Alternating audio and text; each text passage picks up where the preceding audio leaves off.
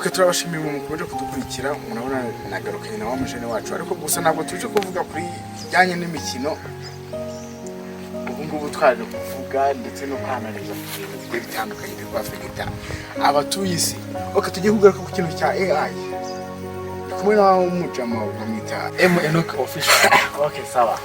Okay, natangira kubaza kugira ngo n'abadukurikiye babasha kumva neza ibishaka usesengura. Okay, mbese ikintu bita AI ukizi gute, ukibona gute?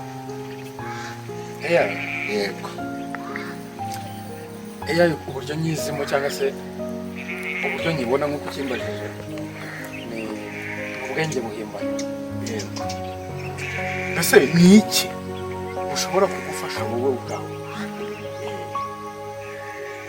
Ku giti cyanjye njyewe ubwenge buhimbano busigaye bufasha abantu benshi, ariko nkanjye ushobora kumfasha mu masomo yanjye ya buri munsi. Yegujamo vibe kugira ngo mbese reka tuvuge gute, ubwo wirebye ubona kuri ubwo bwenge buhangana n'ubwenge bwawe compare ubwenge buri hejuru n'ubwo ubwenge buri hejuru. Yego.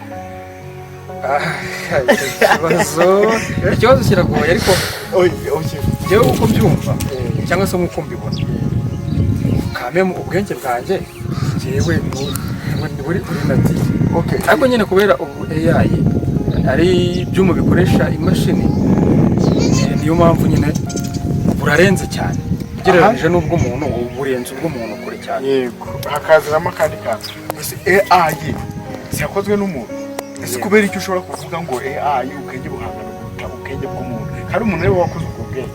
Aho ngaho urareba kabatse umuntu ni ibintu bita imashini bita bitekereza gato bisaba kantu tayari rakuzaniye, ariko nayiribesha oya ntabwo ari ukubanuka, ahubwo byatewe n'umuntu ikoresha. ariko mu by'ukuri ni buri hejuru y'ubwo muntu. Burya buri hejuru kandi ni umuntu wabiteguye.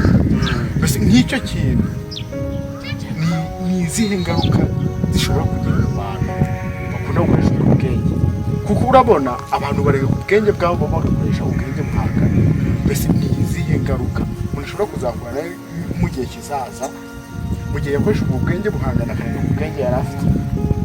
Izihe ngaruka ugereranyije n'ikibazo mbajije ngenda afata muri domaine y'uburezi, kuko akenshi usanga ariyo ndimo. Niyo urimo mfite byinshi byo kukubaza. Niyo ndimo mbere na mbere wiga iki? Niga uburezi, icyongereza n'igiswahili. Agaswahili nako ndakavuga, icyongereza ndakivuga. Habari nzuri. Uko vizuri. Ninaweza kuzungumza kidogo. Unaweza kuzungumza kidogo. Reka tugaruke no kugerageza cyane.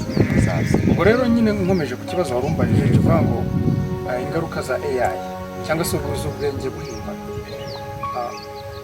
Rero nk'uko mbibona ubwenge buhimbano buzatuma abantu buzongera ubunebwe mu bantu. Muri kino gihe abantu ntabwo bagishaka kwicara ahantu bajye muri library asome ashakisha amakuru hirya no hino nk'uko byahoze mbere.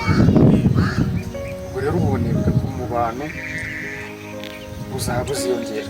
Batubwiye ngo mu Cyongereza gusa nanjye nyine ibintu byose ndabikunda cyane. Wiga Icyongereza n'Igiswahili.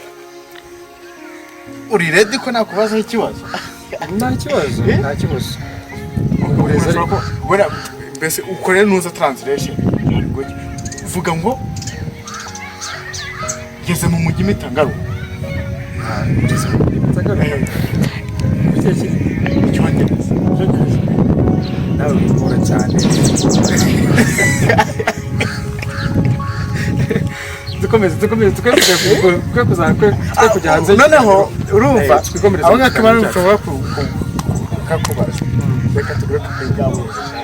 Ako kantu ubu ngubu ari nk'ahantu wiherereye ubwenge bwawe waburenze ubwenge tujya muri cyane. Ingenye urukundo ateza izindi ngaruka n'ubu ni bwabona.